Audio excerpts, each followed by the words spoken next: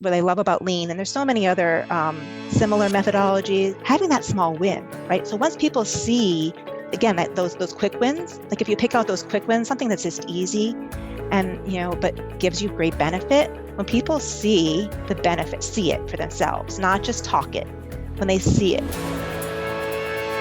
Today, I'm excited to welcome Karen Friedenberg to the show. Now, as you're going to hear, Karen has a really diverse background. She's got some manufacturing background, and she's done an incredible amount of work in service-oriented businesses and environments. And so what we talk about today was an approach that she uses for process improvement, kind of combining some lean tenets and some DMAIC Six Sigma style roadmap tenets and bringing them all together for a pretty robust process improvement process. And so we sort of just walk through the process of how she goes about improvement, whether it's a 5-day kind of Kaizen event style or more of a 2 to 3 month type engagement. She's really following the same steps. Just depends on how complex the process is will dictate how long the improvement cycle is going to be. But so we just walk through some of the tools and some of the approaches that she uses. And what I really appreciated about Karen is I could quickly tell that she's a practitioner, right? And she's really, really done this stuff. And so I started drilling in a little bit on, she had mentioned doing a brainstorming session. So I said, oh, hold on for a second. Tell me about brainstorming. How do you do it? You use Post-it notes, everybody get a pen. And then next thing you know, she's telling you about the different colored Post-it notes she uses and the reason she's using different colors and how she does affinity diagramming at the end. And so I really kind of pushed her to get into the weeds a little bit on some of these tools because, yeah, like as you'll hear, she really knows her stuff and she's done a lot over the years. So really fun episode. I think you're going to like it. So show notes for this episode will be over at gembapodcast.com. Just look for episode 336. Also, we, depending on when you're listening to this, are about to be releasing some really powerful business process mapping activities, also some daily management system activities, which align right with what Karen is talking about. So to learn more about all we have to offer over at Gemba Academy, just go to gembaacademy.com and lots of material on business process mapping, lots of material on root cause analysis, that sort of thing. So again, gembapodcast.com for the show notes and gembaacademy.com for all the good videos and resources that we have. Okay, enough from me. Let's get to the show. Karen, welcome to the show. How are you? Thanks for having me, Ron. I'm great. Yeah, all right. Hey, where are you calling in from? I'm calling in from New Jersey, from central New Jersey. Nice. All right. Well, listen, excited to have you on to the show. As you know, we like to begin all of our episodes with our guests sharing a quote. So do you have one? Oh, I sure do. It's my tried and true. Insanity is doing the same thing over and over again and expecting a different result. Yes. And I think I've been using that one. It's just one that keeps coming back up. I'm sure you've probably heard it many times before. Yeah. But for really the past 15 years, I use that when I start off any Kaizen event or a project just to get people thinking differently. Yeah. And really encouraging people not to say, this is just the way we've always done things, but say, all right, well, that might not be the best way. Let's think about some different ways of doing things. For sure. I love it. Yeah, that's a tried and true. But golly, it never grows old. I don't know if that's a good thing or not. It really does. But... And I listen to your podcast and listen to many of the other quotes but that one just is a tried and true for me. Exactly. All right. Well, hey, Karen, tell us a little bit about your background. Tell us how you first got exposed to all this continuous improvement stuff, and then tell us what you're up to these days. That sounds great. Thanks. So I started my career at Arthur Andersen doing audit and business consulting. And that's where I started looking at business process and systems implementations and things of that nature. I moved on from there to work for Campbell Soup Company. And that's where I got my Lean Six Sigma Green Belt, working mostly in the supply chain organization and working on distribution and our production processes and improving them. And over time, I became also very involved in our customer service side as I was with Campbell's. And after Campbell's, I decided to go on my own. I had my own consulting company called Performance Improvement Consulting. And that's where I really took the Lean Six Sigma DMAIC methodology and really made it into a process improvement methodology that I use for several different clients on different types of processes, all different types of industries. from order fulfillment and customer support, and I've used it recently on a procurement project. So used it for many different purposes, and it just always has been tried and true for me. And then I went on to a different type of a path over the past 2 jobs that I've had. I started a process capability as well as an organizational change management capability at a company called Track Intermodal. Track leases chassis for the transportation industry. And again, built up from scratch, taken through the process maturity model of looking to just starting with defining processes and then measuring and optimizing and improving. And again, sort of use that Lean Six Sigma, that lean process methodology on several different areas where we needed to improve the process efficiency and effectiveness. Mm-hmm. And that's led me to my current position. I'm the senior practice executive at iCIMS. And iCIMS, we're a software company, and we're the leading HR cloud platform for recruiting. So we help companies to attract and hire and retain their employees, and then that in itself, just the whole recruiting process has been exciting to be involved with a company that's growing like iCIMS. Mm-hmm. And iCIMS, I came on board here about a year ago, and my responsibilities here at iCIMS are to build again that process governance and develop our capability in organizational and operational excellence and lead us up to that maturity model to simplify our processes, improve them, velocity, and working cross-functionally across the whole organization. So I have an enterprise-wide mindset, and I'm work together with our operational leaders to get to that operational effectiveness and excellence. Sounds fun. Very fun. Great. All right. Well, let's talk a little bit about you mentioned your kind of a lean business process, and you mentioned DMAIC, and so let's maybe walk through how you're using DMAIC and just the overall process of how you're applying these tools, and obviously now a non-manufacturing type environment. Absolutely. So it's come up, like I said, started it out when I was had my consulting company and really have perfected it over the past several years of using DMAIC as the background. And really we starting off with done it as a Kaizen event where we've done it in taken a process and improved it and come up with gone through really the DMAIC primarily within, just like 4 days to 5 days, as well as in a project type of scenario. So we've done it both ways. Starting really first with a good kickoff and a small training, right? So really it's not like something that's widespread at iCIMS, but something that I've been pushing and we interestingly have Kaizen in our culture. It's one of our core competencies. So people know the idea of improving, but didn't necessarily have the language or the tool sets and understanding how to utilize them. So really start off with a little bit of a little training and utilizing some of the key things I think are just universal in understanding. So talking about the DMAIC and what that stands for and how we're going to take them through that approach. Talking about what is the forms of waste and educating on the forms of waste. Giving the definition of value. I feel like just having a clarity on what does value truly mean and always being able to go back to that is something that I make sure that we talk about in that kickoff and that little mini training. Mm-hmm. And then, just things such as making sure we are all on the same page about a cross-functional process flow, using a value stream map, what is the idea of root cause analysis, things of that nature that we're going to be utilizing and pulling within that project or that Kaizen event. And then usually we like to end off with like a fun game or something that will bring it to life for people that's outside of our real world. That's just something really simple. So I've done a couple of different things, but something fun to get us started and get some teamwork going as well. Talk a little bit about how you guys go about value stream mapping.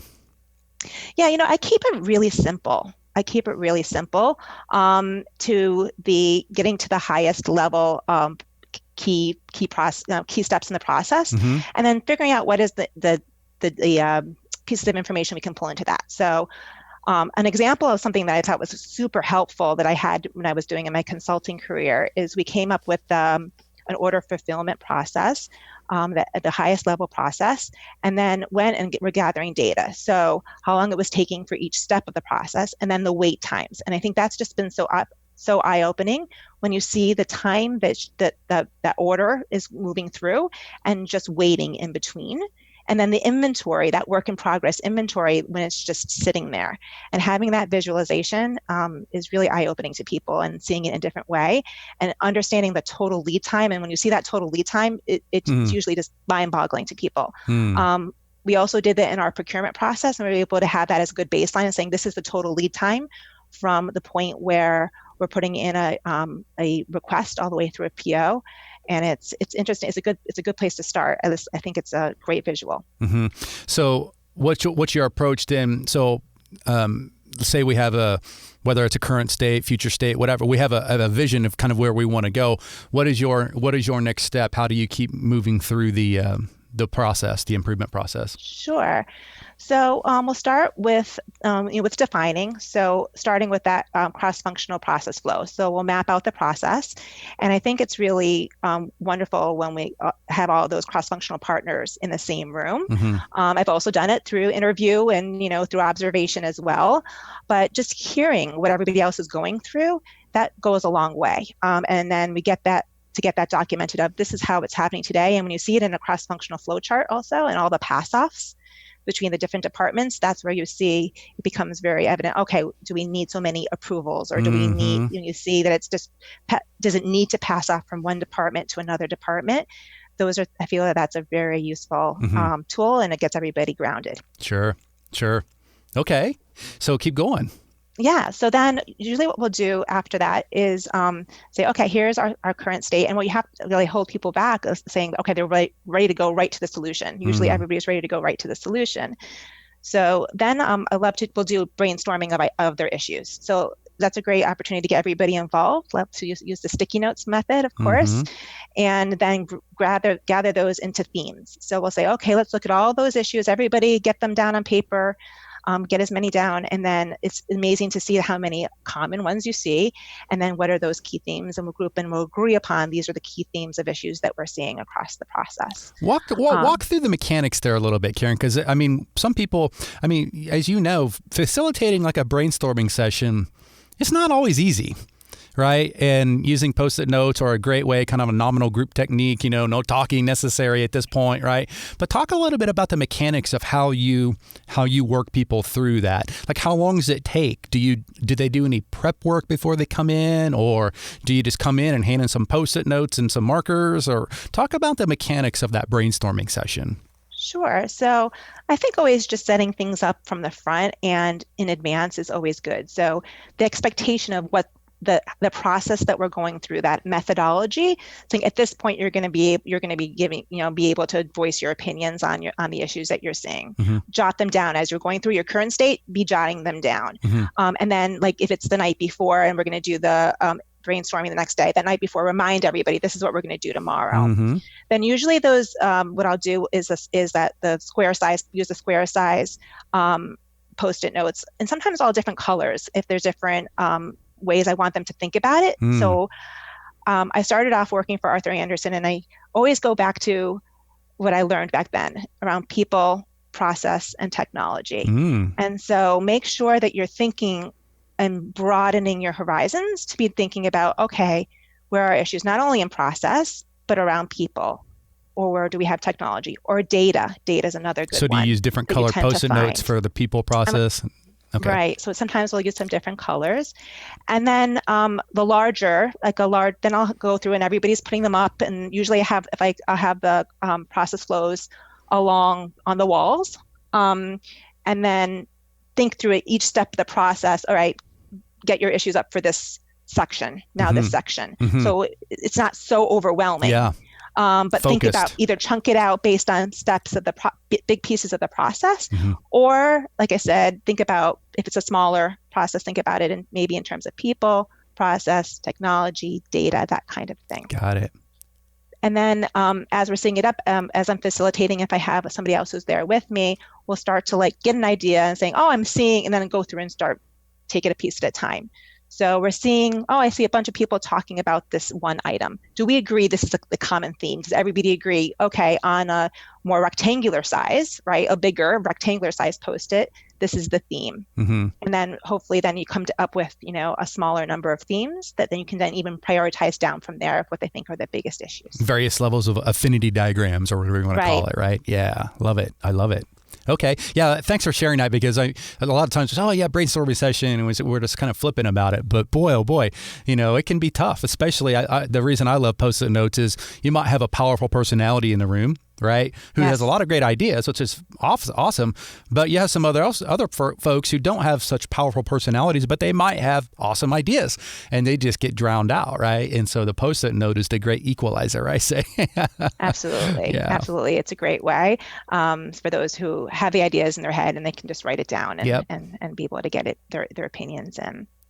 Great. All right. So far we've mapped out our processes. We've begun to brainstorm some, I guess maybe some potential root causes, some even, I don't know if we're to countermeasures yet. I don't want to jump ahead, but so let's keep going through the process. So what's next? Sure. Right. So after we got the issues, we have the themes. We'll get into the measure piece, right? So, and this will depend on each situation. Like I said, is different. Whether we have the time, because I find that to be the hardest piece. To get to the data is the hardest part. So I think that there's two things we can do. Either if I'm doing it in a short amount of time, it may be just even the data might just be people's gut feelings, like about where do we see the biggest issues to be. And then the other thing, or if we have a little bit more time, we'll then gather, figure out what data we're going to gather the data and come back and then show that in like a value stream map or some sort of other types of data analysis. And so with the idea of like trying to get a good feeling of where the biggest opportunities might be before we get into in that analyze phase. And of course, root cause analysis, love root cause analysis. Like we may pick 3 or 5 of the biggest issues and do root cause analysis on those as well. Talk about that process. Are you like fishbone, 5 why? What's your favorite root cause analysis approach? I think people can understand 5 why the best. I tend to utilize that, but I'll share the idea of a fishbone as well. But 5 whys I think is really good. And one of the things I'll do very in that kickoff is get everybody comfortable with asking why. So what I say up front when I do a kickoff meeting is I say, we're going to do a root cause analysis and we're going to keep asking why. And don't feel as if us asking why is pointing a finger at you or saying you've done something wrong. We all have to say like, okay, again, that goes back to my quote. We got in here because of various different reasons. Our history of growing, a long history of different systems that we've had to cobble together. There's lots of different reasons we've got to where we've gotten to, but we know we need to get to a better place. So be comfortable with asking why is definitely a key tenet that I'd like to make sure everybody feels comfortable with. Yeah, for sure. Okay, great. All right, well, let's keep going. So define and measure. Yeah, and then we've defined and measured, and we've gotten into the analyze. And again, then looking at that back to the current state and evaluating value add and non-value add, and really taking through step by step using that definition of value and thinking about the types of waste that everybody can say, okay, where are we starting to see value and waste in these processes as we move into improve, as we move into the improved state, into the improved phase. That's talk about how you differentiate value add from non-value add in a non-manufacturing type environment. Well, I think one of the most important things, and the reason I absolutely love the definition of value, that it's what your customer will pay for, right, or that it's changing the form or function. So. I'll start with that also as a key tenet right from the start. And the thing that I just love about Lean is it's so customer focused. So I always say, put yourself in your customer's shoes. And that customer could be an external customer, or that customer could be an internal customer, depending on what process you're talking about. And think about what is going to be adding the most value to your customer, adding value to your customer, and what's not adding value. So I think that customer focus is key. And I can really challenge, is this value add or not? Like, are we, depending on what it is your customer really truly willing to pay for that, or is that something we absolutely need to change the form or function. Like is that so it works very well to be able to challenge that this isn't just something again that we've always done, but it's something that we truly need to make the process move forward. Yeah, got it. Okay, so are we ready for improve? Yeah, everybody loves to get to improve, right? I know, right? So everyone at this point is chomping at the bit Yeah. to get to improve. And one of my favorite things to do is start with an ideal state map. And what I'll say there is we're starting with a blank sheet of paper. So here we have the current state. We have all those issues. Keep those. We talked about waste. We talked about value. But now is your chance to take a blank sheet of paper and go to your dream world. Go to that la la land, whatever you want to call it. And you have no constraints. You can have any system you want. Your people will do, what you need them to do, right? Maybe you have customers or other third parties, they're doing what you need them to do as well. If you were to paint the perfect ideal state, what would that look like? And typically what I find is that if we can open our minds to that and get rid of all the constraints we have just built into ourselves, that we can get pretty close to that. We can truly get pretty close to that ideal state. So that's usually a very fun exercise for everybody. And that's where brainstorming and working as a team really comes in. And I've just had some really exciting opportunities where one person says one idea, and then they build upon that. The next person, oh, well, what if we even took it a step further and we really truly find that we can get really close in our future state, can get really close to what we dreamed. Now talk about, I know it varies obviously situation to situation, but from that current state kind of mapping activities to the ideal state mapping activities, approximately how long does that take? Like how many, is it days, weeks, months to get from that, or are you doing this over like in an event, like a 3 or 4 or 5 day event? So I've done it both ways. I've done it in an event, and it's usually from getting from define to improve is in 4 days. Okay. And I've also done it as a project, and that could be 6 weeks. Yep. It all depends on how much time people are willing to give you, if they're willing to dedicate a full week to it. It depends on how much data you have, just what roadblocks may be in your way. Yeah. So it really depends on how complex it is. Got it. But I think that it's something really, honestly, if you have people and I think it's just so worthwhile if you can get the right people involved in your project and have them dedicated to it. You can come out of this with a roadmap for improvement and things that we can really implement within a short period of time. So I'll talk a little bit more about how to get there as well. Yeah, I think sometimes we have a tendency in our continuous improvement movement to make things harder than they really need to be. I remember a situation back when I worked for a cell phone manufacturing company, and one of our suppliers was across the street, and we were having all these defects. And we literally kind of worked through almost like a DMAIC in like an afternoon. Right. I mean, literally. I mean, we were writing on the boards and mapping and walking and talking to people, and we identified opportunities like that afternoon for improvement. So, yeah, these things don't have to take a long time. No, absolutely. Yeah. So, absolutely. Okay, fantastic. All right, well, let's talk about about control and maybe execution and things like that. Yeah, so I think let's just kind of finish it off. So from the point where we have our ideal state, we'll then bring ourselves back to reality a little bit, right? And get to a future state and then clear recommendations, right? So the team will come up again, a little bit of a brainstorm and a discussion, but it becomes very self-evident of these are the recommendations that we have and chunking them out. And then we'll prioritize those. So we'll prioritize those recommendations. And I like to use really like a 4-box quadrant, which one of the axes is your ability to execute or ease of implementation. So from high to low. So you're looking at the things that are easier to do, easier to implement. You can chunk them out in smaller bites.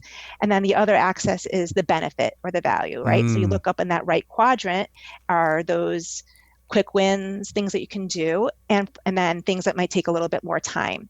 And they build upon each other. And so the output of the initial business process improvement is a roadmap.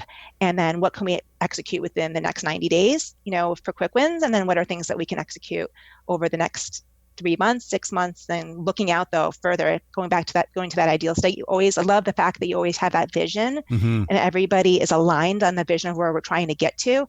And so for that area, we know what we're striving towards. Nice. So all these tools are awesome and very powerful, and we all need to learn how to use them if we don't know already. But in the end, it is about people. And sometimes people don't want to change. And right. It's hard to change. It's hard to change processes, let alone people, right? Absolutely. So talk a little bit about how you go about change management and how you work through the people side of this process. Absolutely. So first of all, I just have to say, having the right people involved and it being their ideas is a huge first step, and to the buy-in that you need. But as I roll out any kind of change, so whether that be a process change, a systems change, I actually am trained in change management methodology, which I think is very simple, called from ProSci. And ProSci's methodology is looking, and the acronym they use is ADKAR, ADKAR. And I believe that's just and I'll talk through what that is, but that's just a way of thinking about somebody's personal journey through change. So the A stands for awareness. So making sure people are aware of the change, right? Making sure they know what we're doing and why we're doing it. And then the D is desire. So they understand, again, that why. And that's the need to bring in the managers and have good executive support and executive sponsorship, so that we have the right people bringing everybody else along, as well as those change champions right down there on the floor, right? That those individual contributors that you hopefully have handpicked to be on your team. And then we get to the K, which is knowledge, and that's the training. And typically what I've found, unless you kind of really think through that emotional curve that people are going through, we jump right to the K and we jump right to the training, and we think, okay, well, change management is just training. Well, we have to realize that people have to buy in, people have to understand why and how it's going to benefit them, all that what's in it for me, all that has to be there before so that they feel ready to absorb the change. And then the second A is the ability. So they need the time to practice. We need to kind of reinforce. The R is reinforcement. The last bit in ADKAR, the R is reinforcement. I think that's probably the most important piece. So checking in, making sure they're getting it, having measures to see that that these changes are being made, and it being important, just being important. I think that's the biggest thing. If it's important and people are looking at it, then everybody, I think, will want to change. But if they're not seeing the need to change, they're going to say, why should I do this? And they're going to resist. So we'll go back to the D though. Because to me, that's the hardest part, the desire, getting people to want to change. Like, what are some approaches to that? Sure. Well, I think, again, the communication and seeing and communicating what the benefits are, having good sponsors and managers who are engaged and who are bought in and who are involved is also very important. Also, I think another great thing, and it's what I love about Lean, and there's so many other similar methodologies, if you look at design thinking or even Agile, having that small win, right? So once people see, again, that those quick wins, like if you pick out those quick wins, something that's just easy and, but gives you great benefit, when people see the benefit, see it for themselves, not just talk it. Yeah, get some momentum. Yeah. And, then they become a believer. Then they'll become the believer. And I had a great project that I did, just loved it when I was working as a consultant. And it was very evident, like you could see the problem. There was inventory just piled up in between each step of the process. You'd walk in, you'd just see piles of inventory sitting there. And then once we streamlined this, you didn't see that anymore. It was just flowing. And then that was like, okay, now I want to do that too. What, can you come and help me with my area? Because, oh my God, let me see I saw what you just did in that area. Yeah. Now come help me in my area. Yeah. So publishing the wins, having them self-evident, having more of the supporters, it becomes a snowball effect. Yeah, I love it. I love it. It reminds me of when we teach people through TWI job instruction. One of the things we do is we explain the reasons why we're doing certain things. Just that it's so important. Just is why. And love the word why. Yeah, and what's in it for me? It. Honestly, people want to know what's in it for them, and fix what bugs you, and and that sort of thing, right? So yeah, very, very good. Well, this has been really good. What I really love about this episode is Karen, is that it's been very practical. Sometimes we talk theoretical, but that's why I could tell you're a serious practitioner, right? That's why I'm digging how you use your Post-it notes, because that's the magic, right? Is being able to facilitate those small details, right? Yeah. And asking the right questions.